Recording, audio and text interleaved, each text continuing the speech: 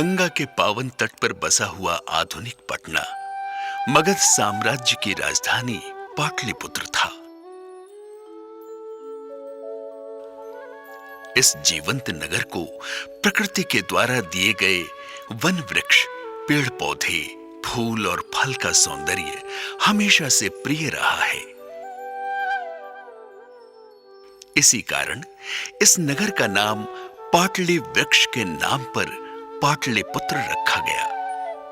कई दशक पहले तक खासकर न्यू पटना में बहुत हरियाली और खुला क्षेत्र हुआ करता था। स्वच्छ और ताजी हवा और चारों ओर निर्मल हरियाली के बीच स्वस्थ पटना ऊर्जावान था। सन 1972 में संजय गांधी जैविक उद्यान का निर्माण हुआ, जिसमें पटना के खुले क्षेत्र के एक हिस्से को जैविक उद्यान का रूप दिया गया। पटना में सबसे पहला ये जो पार्क जू बना है, पार्क इंक्लूडिंग पार्क एंड जू बोथ इसमें है। ये दोनों जो है कि पटना में पहला बना। इसके पहले कुछ बिहार में नहीं, यहाँ पर पिछले एक दशक में एक लंबे अरसे के बाद जब बिहार में विकास का दौर चला, तब से पटना में शहरीकरण ने भी जोर पकड़ा। शहरीकरण के इस दौर में पेड़ पौधे कम होते गए और उनकी जगह पर कंक्रीट का जंगल फैलने लगा। माहौल बदलने के कारण राज्य के बाहर रह रहे बिहारवासी भी पटना में अपना आशियाना बनाने लगे। नतीजा ये हुआ, आबादी बढ़ती गई। आबादी जिस रफ्तार से बढ़ी, उसी रफ्तार से गाड़ियों की संख्या भी बढ़ी और प्रदूषण भी। पटना का सामना एक नई समस्या से हुआ। जैसे पहले कहा था गौतम बुद्ध ने कि पाटलिपुत्र को जल और अग्नि की संकट बनी रहेगी, तो यहाँ अब जनसंख्या की संकट तो परमानेंट हो गई है। इस समस्या का निदान छुपा था हरियाली में। किसी भी तरह हरियाली को बढ़ाया जाए ताकि लोगों को राहत मिले। पटना में बाग बगीचों का प्रचलन ऐतिहासिक काल से रहा है। पटना सिटी का गुलजार बाग और गुरुजी का बाग विश्वविख्यात है। आवासीय और गैर आवासीय क्षेत्रों में भी कुछ पार्क यानी कुछ बाग थे जिनकी देखभाल का दायित्व नगर निगम का था।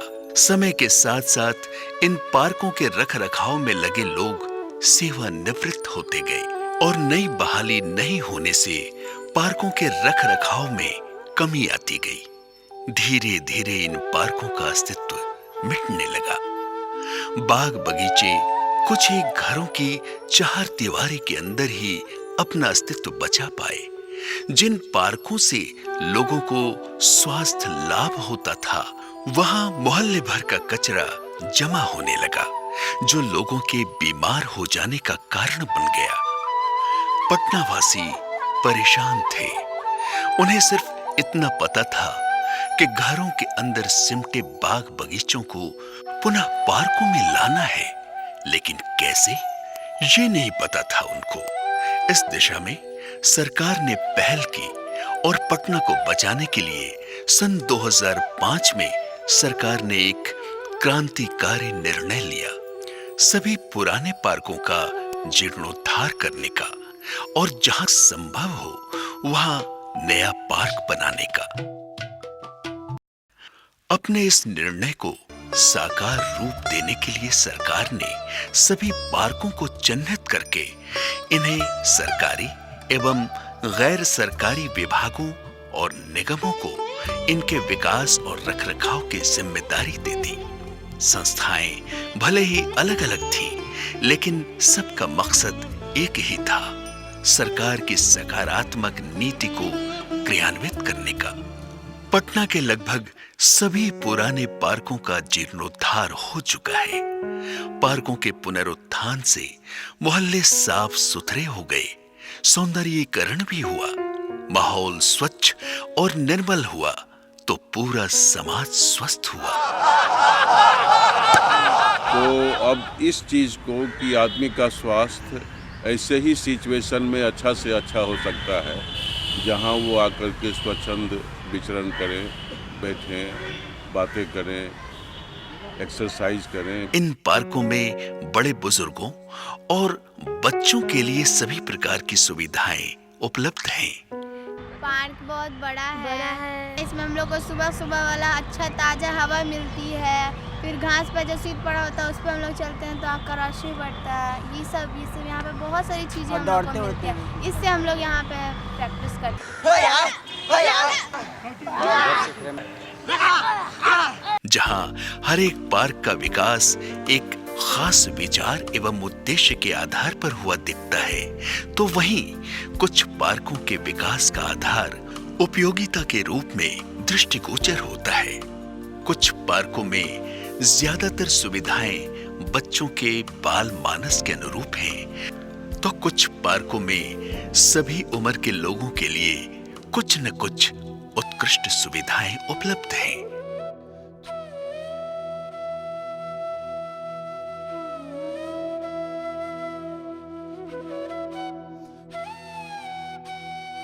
इन पार्कों में बच्चों का खेल के साथ साथ व्यायाम भी होता है, जो उनके मानसिक और शारीरिक विकास के लिए बहुत जरूरी है। नहीं तो बच्चे आजकल जो शहर में जो विकसित हो रहा है वो केवल मल्टी स्टोरी फ्लैट हो रहा है, जिसमें 1000 स्क्वायर फीट में उसी में सब काम होना है। फिजिकल विकास तो होना चाहिए। फिजिकल जब तक विकास नहीं हुआ, मेंटल विकास भी नहीं। कुछ पार्कों के नाम और उनमें स्थापित मूर्तियां वर्तमान और भविष्य की पीढ़ियों को हमारे ऐतिहासिक परंपरा के महान हस्तियों से परिचित भी कराते हैं। खाली समय को अच्छे माहौल में बिताने के लिए पार्क से अच्छी जगह हो ही नहीं सकती। ये लोगों के मिलने जुलने की भी जगह है।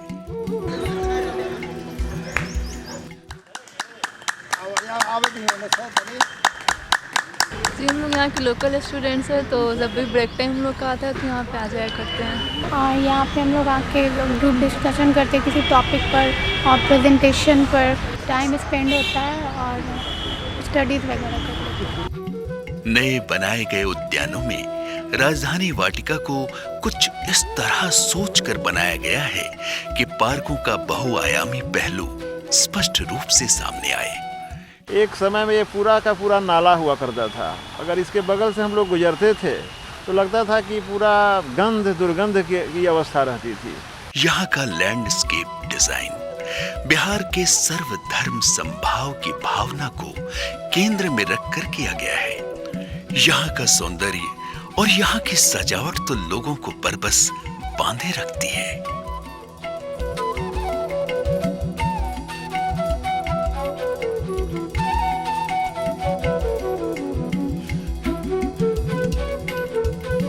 राजधानी वाटिका में स्थापित विश्व प्रसिद्ध कलाकारों की कृति से सजी संवरी ये वाटिका एक कला दीर्घा का रूप प्रस्तुत करती है।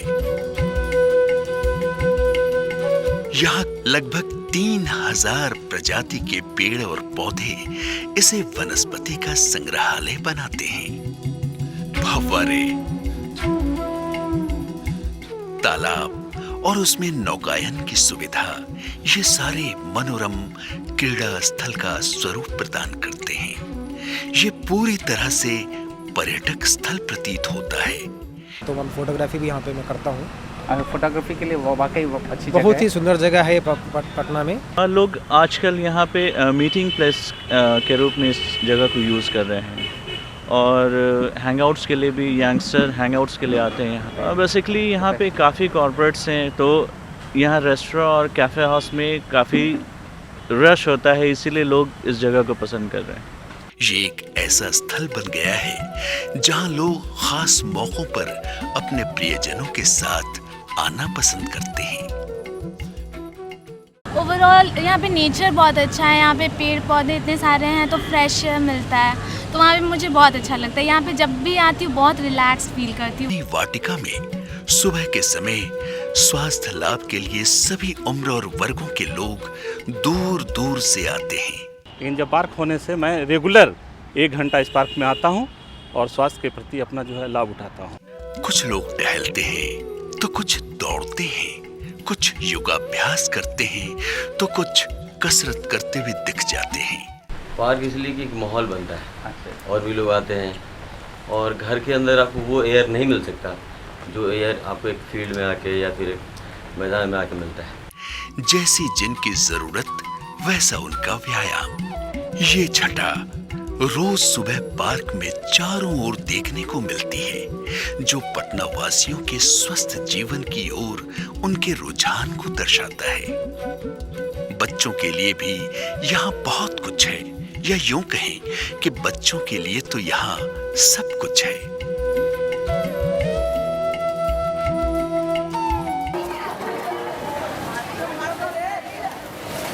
पटना को हरा भरा करने के साथ साथ इसको सजाना और उसका सौंदर्यीकरण सरकार की नीति का महत्वपूर्ण अंग है।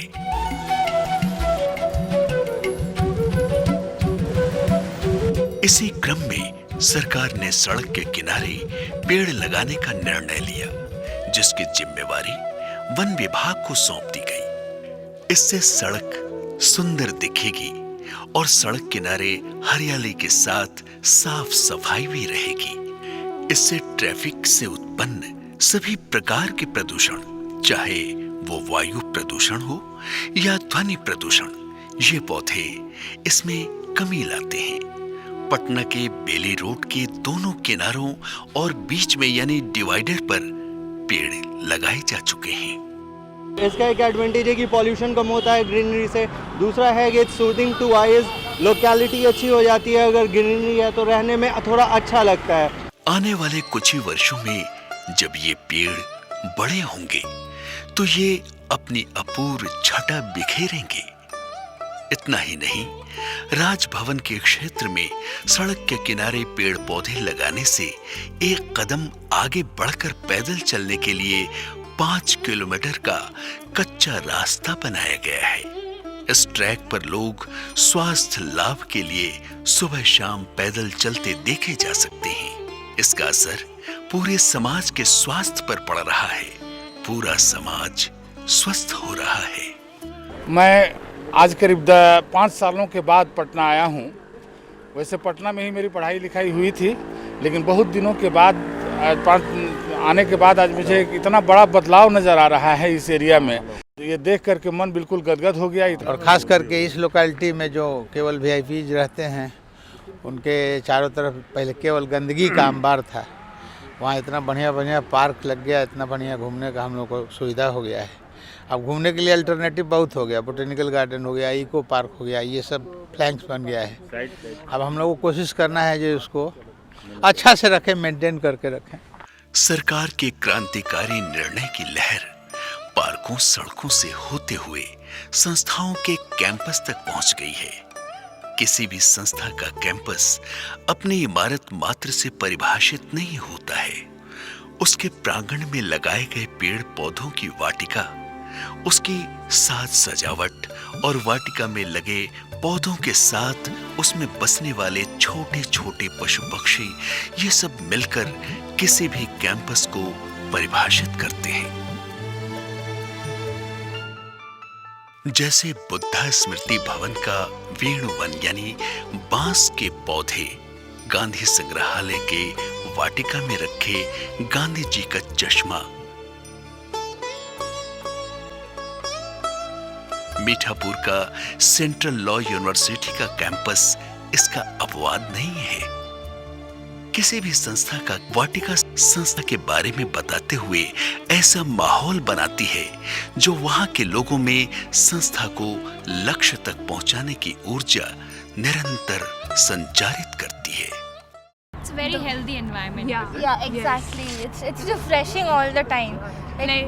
We come for morning walks, then evening walks. Like it's a lot of walks throughout the day. So it's like really nice. The greenery around. Most of the time we spend walks. Yeah, like every morning, like you come out in the balcony and you see something green around. It's like refreshing, something different. No concrete, like the concrete jungle. Like you need something like it's inspiring as such. Like your morning, it's a good start for a morning. आज सरकार के इस सकारात्मक प्रयासों को देखकर लोग उत्साहित हैं और उनकी अपेक्षाएं भी बढ़ी हैं। ट्रैक बनने से बहुत ही अच्छा, लोगों में बहुत ही उत्साह है और निश्चित रूप से खुशी परिवर्तन आया है, है। एक परिवर्तन है। सभी शहरों में जहाँ भी गंदगी है, वैसे सरकार भूमि जो पड़े हुए हैं बगैर काम के, उसको इम्प्रूव करके पार्क में तब्दील किया जाए, आज के लिए आवश्यकता है।